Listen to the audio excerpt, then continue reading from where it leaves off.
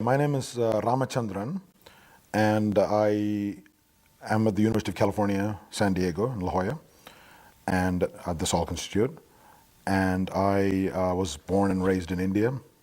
I was originally educated as a physician, and then obtained a PhD in visual neuroscience, visual neurophysiology, and studied perception, and then got into neurology, which is what I've been doing for the last 10 years. So I have two labs, one of which focuses on behavioral neurology or cognitive neuroscience, looking at patients who have sustained damage to different parts of the brain, and the other lab focuses on just human vision, visual psychophysics. I talked about two different topics, both of which are often regarded as what you might call human singularities in human evolution. That is language, which is uniquely human for the most part, and visual art, which again, by and large, is human. Although you wonder about bowerbirds, which create very elaborate. Create the little, yeah. Well, actually, not little, sometimes huge. Huge, right. Yeah, enormous bowers, and often decorate them with beads and colored bits of feathers and pebbles, and sometimes even shiny bits of foil and things like that. So it's like they're fond of jewelry. It's a full art installation that they. It's like installation art. If you didn't tell somebody that this is done by a bowerbird, it could easily, it could easily fit into any Madison Avenue art gallery, you know. So anyway, so first half of my talk was about a phenomenon called synesthesia, where people, when they listen to certain tones, they experience specific colors, like C sharp, for example, may be red. Another tone might be blue. A third tone might be yellow. So this is the blending of the senses, and we call it synesthesia. Or sometimes they will look at specific numbers, like 5 is red, 6 is green. You're presenting them in black and white, but they'll say 5 is red, 6 is blue, 7 is beige, 8 is yellow, whatever. Of course, the colors are not the same for different synesthetes. Now, this was originally described by Galton, and since then there have been hundreds of case studies, but people have thought of it as a curiosity. Well, first of all, people thought it was very rare, and it turns out that that's not true. We have found 1 in 200 people as a synesthete. And although it's been known for a long time, it's been ignored by the establishment, by mainstream neuroscience, mainstream perceptual psychophysics. And people have thought of it as just as a curiosity, because it doesn't make any sense. What do you mean when somebody tells you that C sharp is red? What does that mean? You know? And Galton also noticed that it runs in families.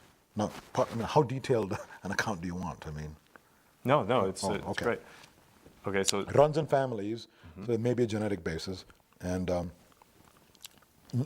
number of theories have been proposed to explain for this. One idea is that they're just crazy, because it doesn't make any sense.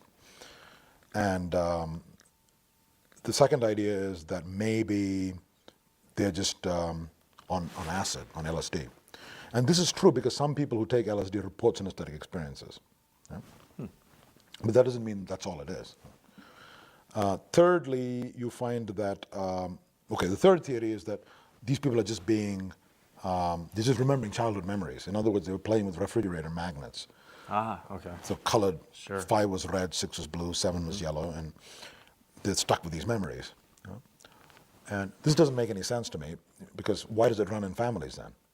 So you have to start saying that maybe the propensity to play with magnets runs in families or something like that. It doesn't make any sense. Okay.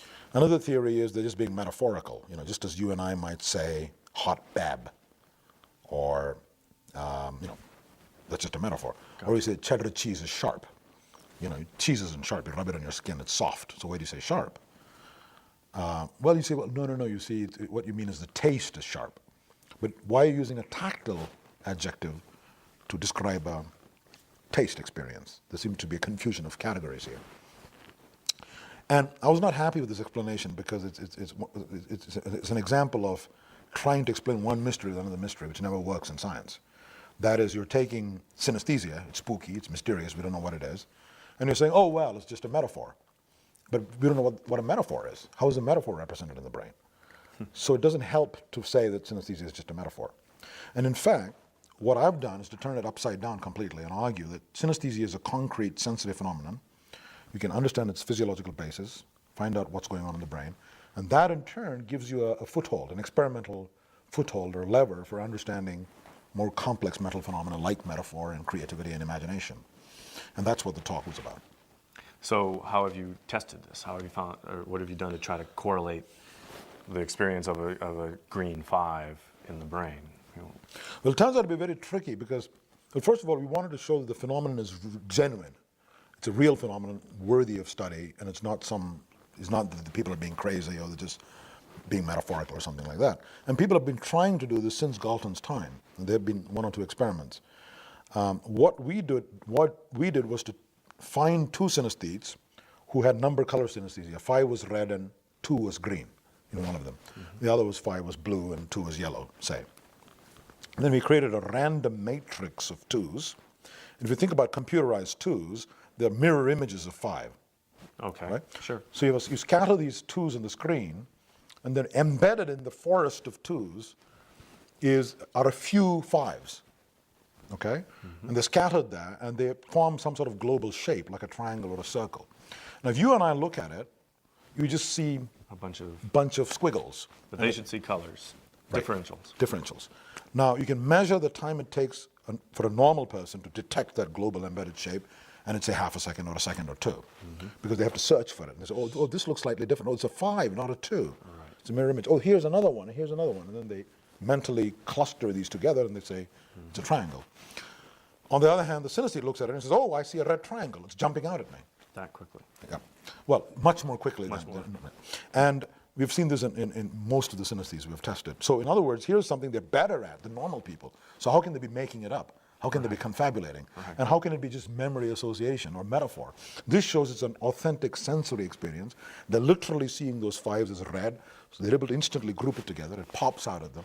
Okay? So what you have is a test for synesthesia, a clinical test, like the Ishihara test for colorblindness. Okay? Because that was the first step. The next step is what's going on, where is it in the brain? And we looked at brain atlases, and one of the things we found was, if you look at the fusiform gyrus in the temporal lobes on the sides of the brain, in the inner sides of the temporal lobes is the fusiform gyrus, that's where the color area of the brain is, discovered by Semir Zeki, where the cells are responsive to color. Right. And it turns out that the visual number area for visual graphemes of numbers is right next to it, almost touching it. So we said, my God, what a coincidence that the most common type of synesthesia is the number color synesthesia, and the number and color area almost touching each other. So we think maybe there's some cross-wiring going on in these people. And remember I said it runs in families. So the idea is that maybe some people have a gene mutation that causes defective pruning between adjacent parts of the brain. Because the fetus and the young infant is born with excess connections. And you whittle away, you prune away the excess connections to create the characteristic modular organization of the adult brain. It's like Michelangelo creating David away. by chipping away everything that doesn't look like David. Now, if the mutation then selectively expresses itself in the fusiform, then you get defective pruning in the fusiform. And you're going to get cross connection between V4, the color area, and the number area. So anytime you stimulate a number, it's going to evoke some color. As well. Hence synesthesia. Another related experiment, we find, for example, the number, if you just change the contrast of the number, and if you have a 5 black, 5 on a white background, you just change the contrast. Below a certain contrast, you don't see the color, the synesthete, even though you can still perfectly clearly see the number. Now, this degree of sensitivity to simple sensory parameters like contrast, again, points to an early sensory process as opposed to some high-level memory association, because after all, he can still see the number. Why wouldn't he say, I played with a magnet, it must be red, So that nailed it down as a sensory phenomenon. But then we then found there are some other, by the way, we're now testing this using functional magnetic resonance imaging, FMR. A student of mine, Ed Hubbard, is looking at synesthetes and looking at normal people.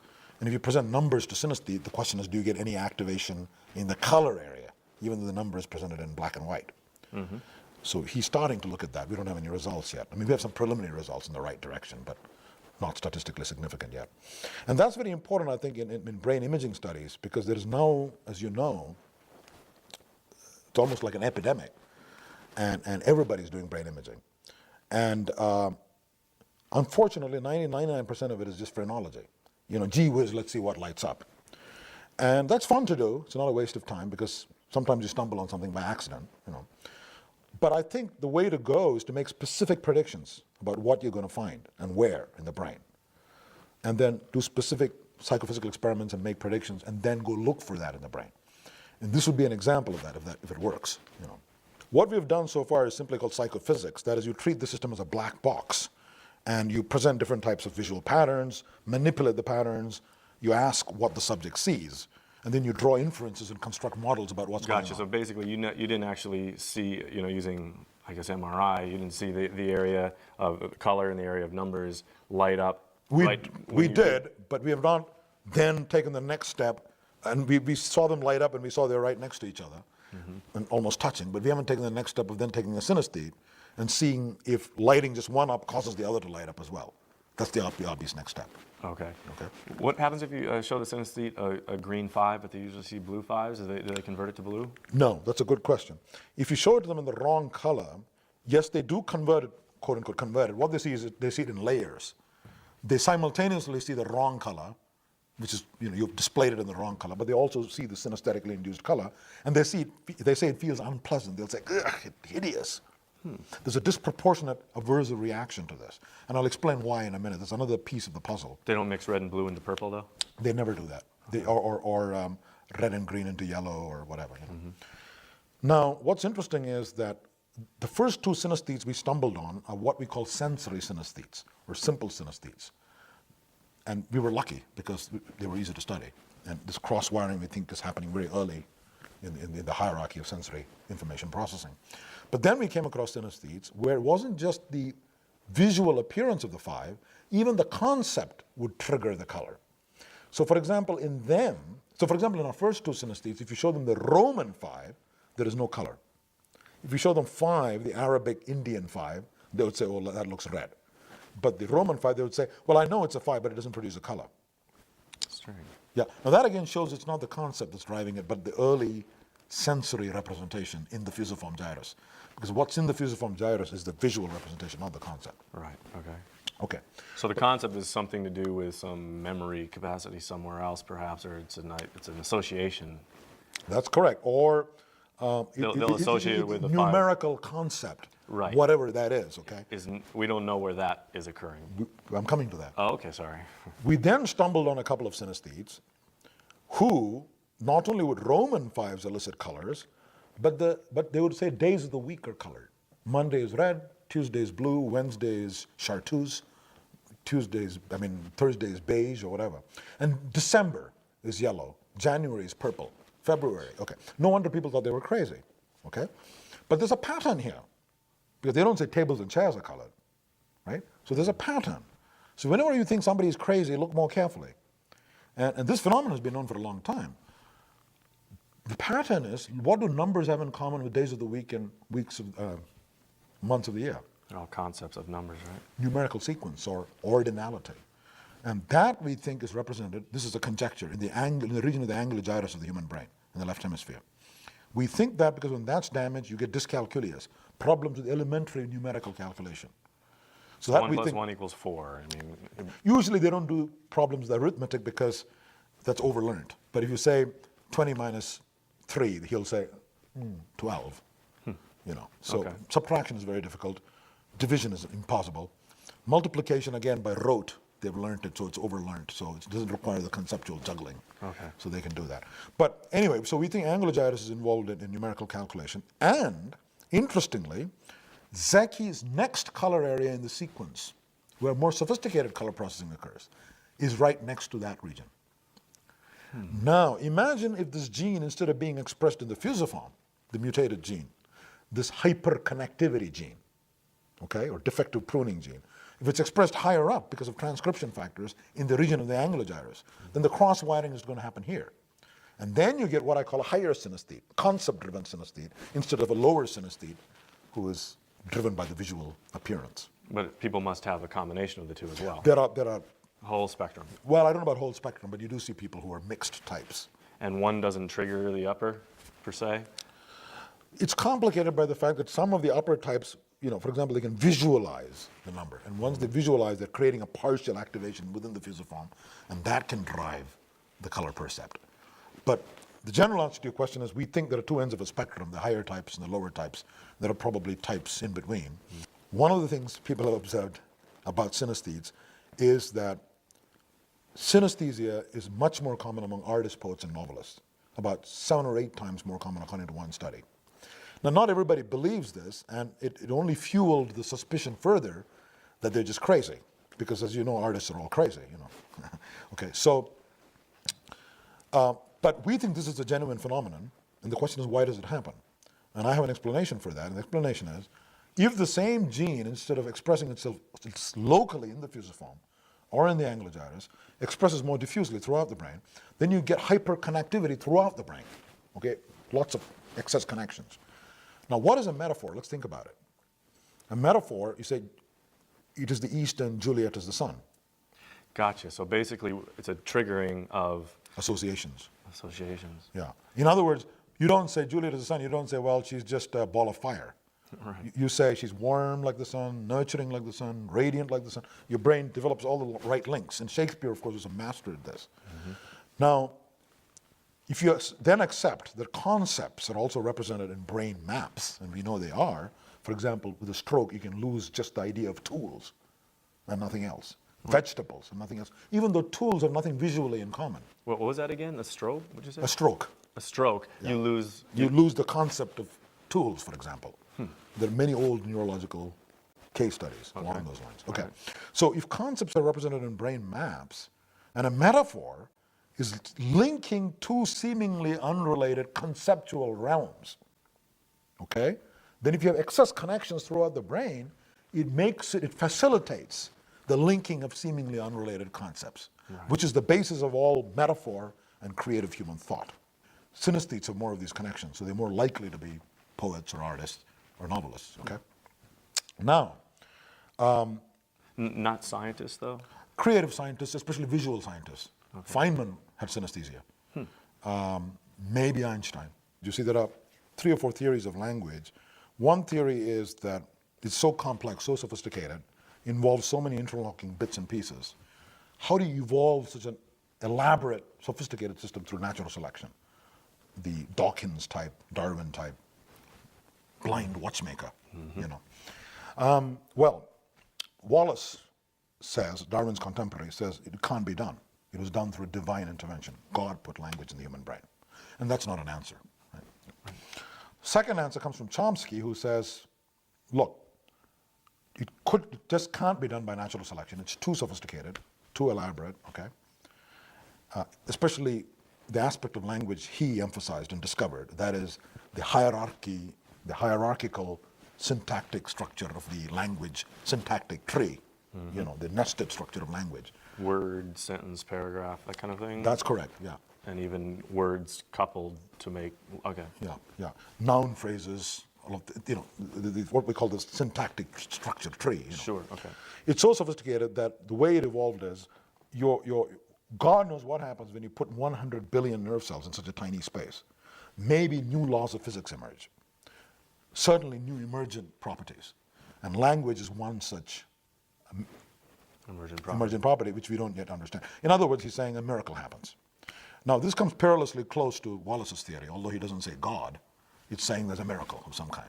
The third possibility is the one raised by Stephen Jay Gould. He says language is the deployment of a more general ability towards communication. In other words, we evolve thought, thinking, the ability to manipulate symbols in your mind, and then a specific deployment of that ability in the context of communication we call language.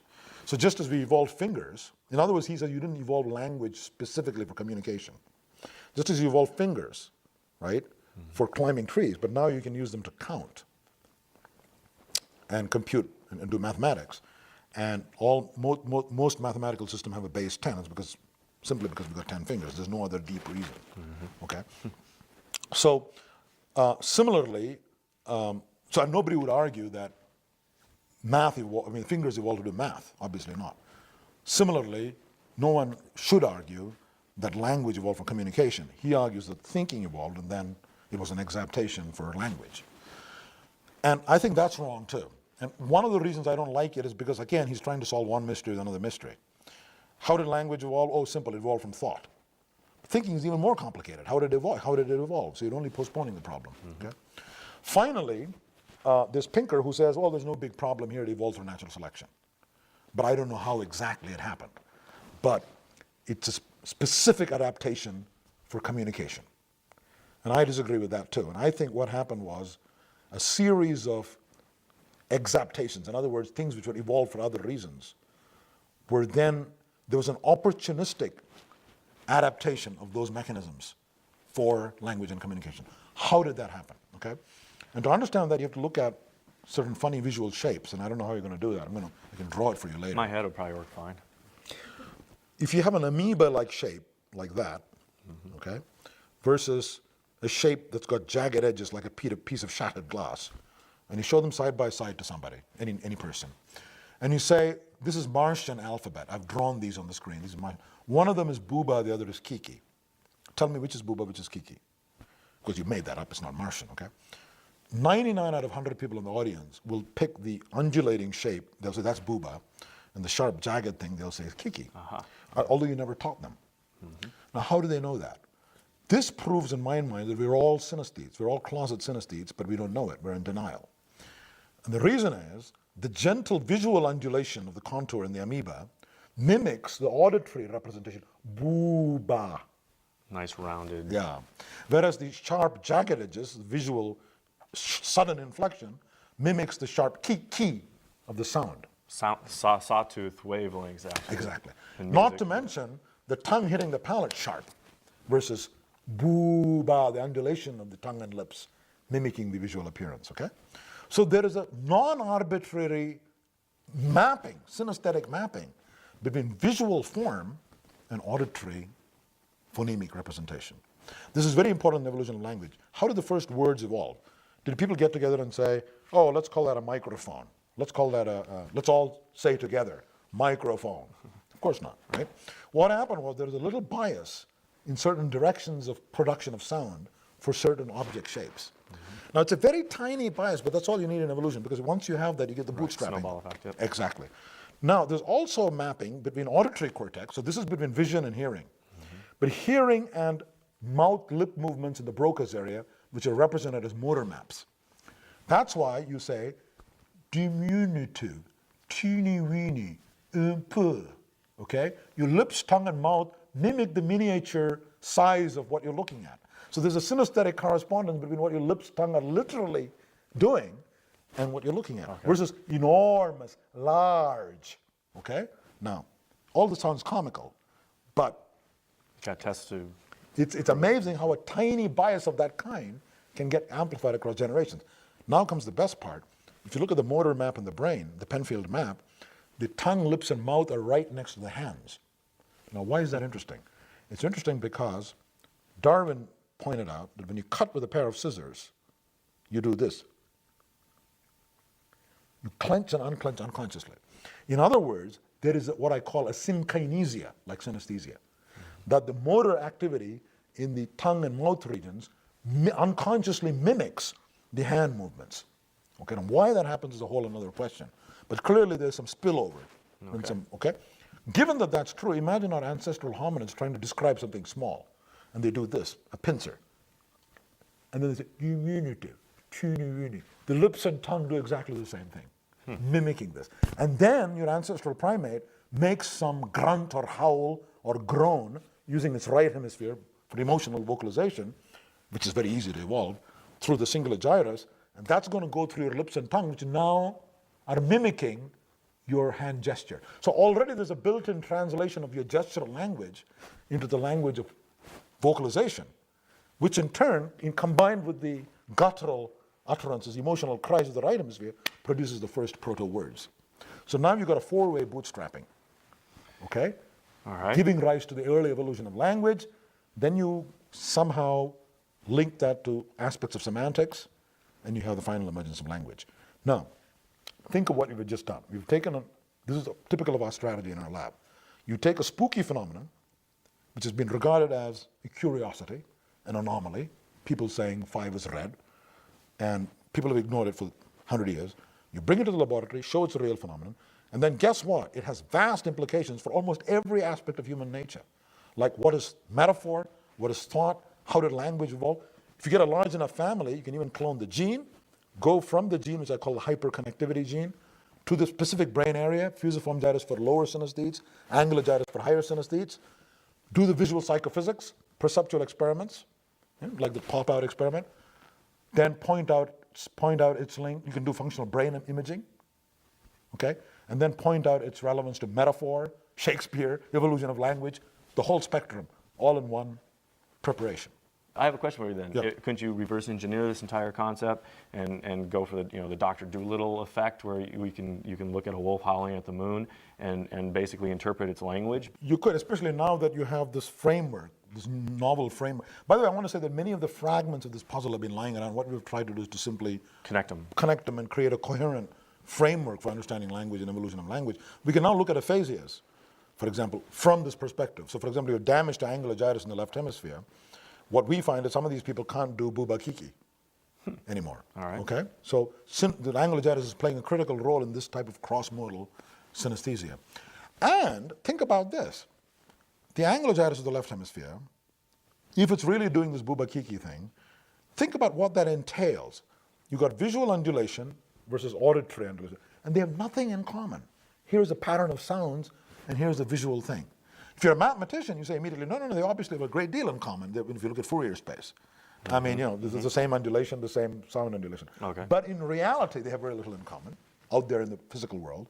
So this cross-modal synesthesia is the beginning of what we call abstraction. So what I'm arguing is synesthesia is the basis of all abstraction. That's how it's got started in human evolution. And once that was achieved, and the angular gyrus was specialized for this, then you could start using it for all sorts of other types of metaphor and thinking and that sort of thing. Okay? And this often happens in evolution, where one structure evolved for one purpose and it becomes an exaptation for a totally novel function. Predicting forward, I mean, the only thing I can say is that it obviously, this is almost, I don't want to sound like a new age guru type thing, but training people with metaphors, basically poetry and visual art, at a very early age is extremely important and very neglected in the modern curriculum, in education in both elementary school and middle school and high school. And one could see accelerating the pace of culture-gene coevolution by emphasizing that. Spatial representations of numbers, for example, which many great mathematicians engage in that. How does that work? Well, there's such a thing as a number line, you see. So there are some synesthetes where each 5 is here, 6 is here, 7 is here, 8 is here, 9 is here, and they get a convoluted line. And I strongly believe that mathematicians have numerical, spatial representation of numbers too. And this somehow makes it easier for them to do certain types of computation. Because when they have to relate one to the other That's or right. multiply one, they have points in space to refer to. That's and correct. It's immediate. Okay. That's correct. So it's a form of metaphorical thinking, but this is a little bit far out. I mean, we haven't got there yet. If evolution favored metaphorical thinking or connections, why would we, as we got older, lose those connections that we start with? That's an interesting question. The way to approach it is to say that, you see, the connections are random in infancy, and then you minimize them and eliminate them. But for metaphorical associations, even though I simplified it by saying everything is connected to everything, it's not a random connection. There is non-arbitrary links which are being strengthened. All right. And that's what makes it easier for these people to engage in metaphorical thinking. But there may be a penalty paid for that too. I mean, you may be a creative thinker, but the corollary of that is certain types of very systematic, logical, modular thinking may be not as efficiently done. I have been emphasizing the genetic aspects because of the empirical finding that synesthesia runs in families. And I was pointing out its relevance to artistic ability because of the higher incidence of synesthesia among artists.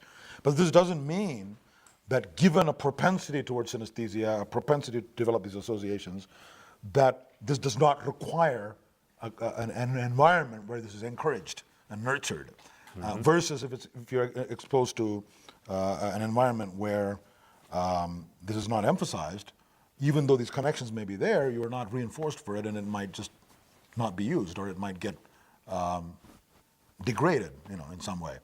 So there's no contradiction between the nature-nurture, aspects of this problem. You could say, as a biologist, I'm interested in the genetic aspects, but clearly, Doesn't, it's on not top mutual, of, they're not they're mutually not mutually exclusive. exclusive. Okay. Exactly. All right. So, and you're moving into art then, and Yeah. so dovetailing into art. Yeah.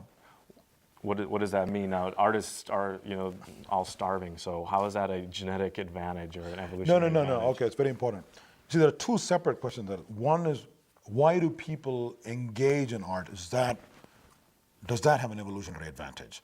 And here, I don't know, but I would think probably not. I mean, I think there are people like Miller and others who have argued that, and this is pop evolutionary psychology, where they argue that you're good with eye-hand coordination. If you're an artist, you must be very good with wielding your brush, and that in turn means you're good at wielding a sword and you've got good eye-hand coordination. And I think that's silly. It just sounds so superficial if you think about it. And as I said in my talk, it's like saying, if that's true, how come men are not very good at knitting? Because that also requires a lot of coordination, or threading a needle for that matter, or embroidery. Right. Okay. I mean, why art, right? But there's another question, and that is, are there artistic universals? In other words, despite the cultural differences, are there some types of patterns which people find pretty? And if so, obviously the only reason you produce them is because it more optimally excites parts of your brain and makes you feel happy. For example, music. We didn't evolve to appreciate music, but the way our brain circuits are organized, it so happens that music is enjoyable. And the same is true for many aspects of visual art. So our question is not why art evolved, but what is the artist doing with his images to excite certain areas in your brain more optimally than you could do with just wandering around the world or looking at photographs, thereby heightening your aesthetic experience of the world. In other words, how does the artist heighten your aesthetic experience of the world? Not why did art evolve? They're two different questions. I'm not talking so much about music as about visual art. Some of these principles may apply to music eventually. But I'm talking about visual art, and I gave the example of, well, the first thing to understand is art is not about realism, not about copying something, because then you can just walk around and look at things around you. Why do you need art? Sure, it's a metaphorical abstraction, right? It's an abstraction, but metaphorical is one type of abstraction, but you also do other types of tricks with the image to enhance your aesthetic appreciation, not just metaphor. Metaphor is one of this list of what I call the 9 laws of. Metaphor is just one of the long list of artistic universals, which I call the 9 laws of art. Okay. And in many ways, the most interesting one is visual metaphor. For example, in Indian art, you have women, a statue of a goddess with big breasts and very narrow, slim waist, and then there is a branch on top of her with mangoes. And this is not an accident. They put them there deliberately because she is a symbol of the fecundity and fertility of youthfulness with her breasts, okay? The fecundity and fertility of nature. But so is this branch of the mangoes. Is a symbol of fertility and spring and all of that. Not to mention the mangoes themselves are a visual echo of her breasts. So you're getting multiple resonances and multiple layers of metaphorical associations being set up in the brain, and that's very harmonious and pleasing, okay? But then going back to the other principles, let me just mention one or two. One principle is the principle that I call principle of hyper stimulation, okay? And the best way to understand that is to look at another principle called peak shift. And that's known from work on rats. If you show a rat a rectangle and a square and you give it a piece of cheese for the rectangle, it'll learn to go to the rectangle. But now, if you give it a long, skinny rectangle, it prefers that to the original rectangle you taught the rat. Even though he knows there's cheese associated with the original one. Exactly. So why does he prefer that? Well, the reason he prefers it is because he has learned a rule, rectangularity. The more rectangular, the better. So he looks at this and he says, wow, what a rectangle. Because it looks less like a mousetrap? I don't know.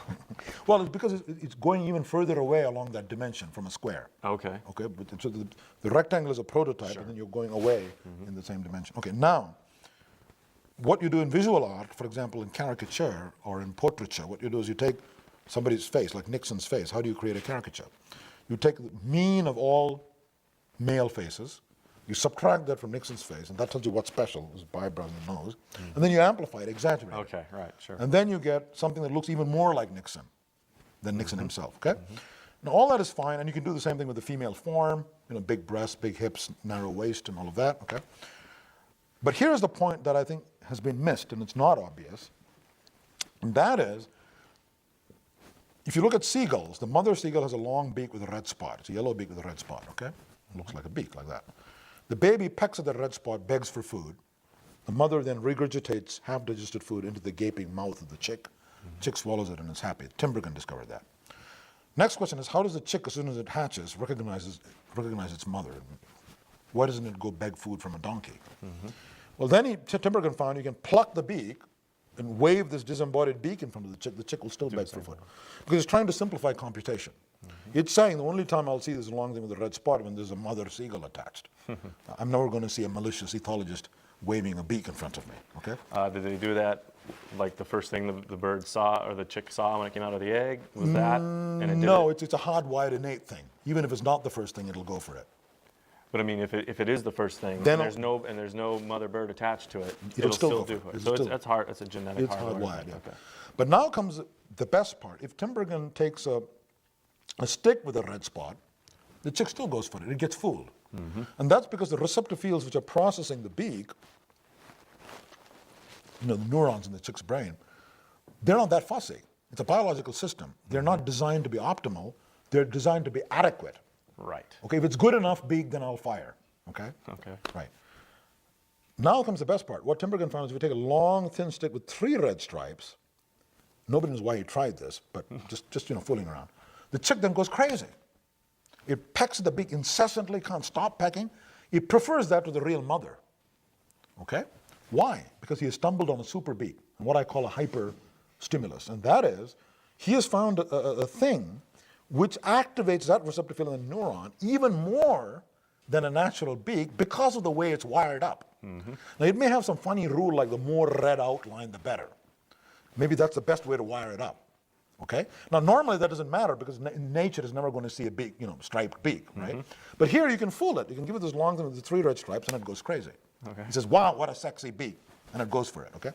Now that's my punchline about art in general. And that is, if the seagulls had an art gallery, they would take this long stick with the 3 red stripes, they'd hang it on a wall, they'd call it a Picasso, they'd pay millions of dollars for it, they'd worship it, but not understand why, because it doesn't look like anything. It doesn't even resemble a beak. Okay. Now what I'm saying is human artists, be it Picasso, Cubism, Van Gogh, Impressionism, and I gave the example of Henry Moore, they have, through trial and error and through intuition and genius, stumbled on the form primitives, the figural primitives, which are used by the human visual system. And then they're creating for your brain the equivalent of that long stick with the 3 red stripes for the chick's brain to more optimally titillate those visual neurons in your brain and to kick the limbic system and say, wow, okay, what a face or what an object, what a sunflower or whatever. Okay? And that's why these things don't have to resemble, even remotely resemble, what the object is that you're looking at. And that's the basis of a lot of semi-abstract art. You can do the same thing in color space and then you get a Monet. Right? But if you do it in form space, then you get Cubism and you get Henry Moore. And I have a specific explanation for Cubism too, which we don't have time to go into. And then what I have is a number of such, a list of 9 laws. That's just choice is arbitrary. Maybe there's 10, maybe there's 15, but 9 is a good place to start, which I think are universal. This is not to imply that culture doesn't play a tremendous role, but even if only 10% of art is encapsulated in these laws, it's that 10% that I'm interested in as a scientist. Because the other 90%, that's called art history. Historical trends, fads and fashions and marketing and what aspect of art is driven by the auctioneer's hammer or by, But that to me is not interesting. I mean, there are hundreds and hundreds of books written on it. It's called art history.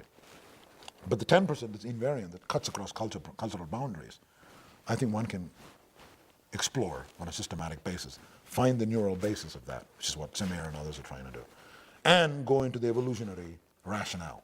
So there are 3 questions about each of these laws. One is the what question, what is the law, what is the functional logic, what is the logical structure, okay, of that law. 2, why does it have that form, the evolutionary why, okay? And you can see how this evolutionary question is motivated by, and it's constrained by what you know about how the visual system works. It's not just sitting in the armchair and saying, how did art evolve, okay? And the third is the neural machinery, the how, sorry, the how question. How was it done in neurons? And you need all 3 of these in place if you want to understand any complex aspects of human psychology, whether it's music or language or art, any aspect of it. And in turn, how all of these 3 interact with culture. Okay, instead of saying, oh, it's just culture, it's just, you want to know how it all interacts. Why doesn't everybody like a Chola bronze from Indian art, or a Picasso, Cubist? If I'm right and they're titillating, it's like that stick with the 3 red stripes. Every chick likes it, but it's not everybody likes a Picasso. But our brains aren't all absolutely identical. Well, that's the point. The point is, I would argue, to put it even more bluntly, that we all do like Picasso, but we don't all know it. We're all in denial. In other words, there may be an early neural mechanism that signals a heightened response to the face, Picasso face, saying, wow, what a face, and hits the limbic system. But then some other mechanism kicks in, because human brains are very complicated and there are many layers. Another mechanism kicks in, maybe the left hemisphere, and says, uh-oh, you better not tell anybody you like it, it's kind of weird looking, okay? And that actually forbids, it censors what the earlier module is signaling. And much of art appreciation involves removing these layers of indoctrination and censoring that society and culture imposes on us. So it's a slightly flipped around from your view, that you're training this person to appreciate, That may also be independently true, I'm not denying that. Yeah, I was going to say, because most people who don't like it, they just immediately say, I don't like it. I know, but you have to be suspicious of verbal reports. But I mean... See, the English who arrived in India, they looked at the Chola bronze of Parvati or celestial nymphs, and they immediately said they didn't like it. If you probe them, they said, well, they're sort of naked women, They're Victorians, they're prudes. Okay. So the whole notion of a naked woman, being worshipped as a goddess was repugnant. So that's interfering with their artistic So it wasn't a conscious check on that guttural appreciation or it was actually a guttural check. I mean, a limbic check on a limbic... That's correct. Okay, so it was generated there and stopped there. It could very well be. Before it even got to our consciousness. That's correct, it could very well be. Or our frontal cortex, I guess. Yeah, that's right. Yeah. One of the principles I said was metaphor. Now, it's good to know that, right? And you can see this in many great works of art. But knowing that doesn't mean you can immediately generate. Right. Okay. Sure. In other words, very I can say that the basis of poetry is metaphor. Right. Why is it Shakespeare is so much better at it than you or me or any computer program? So there is another ability there. So this, by the way, is different between kitsch art and great art. In great art, you are correctly exploiting those principles, okay, and doing it with great talent and genius.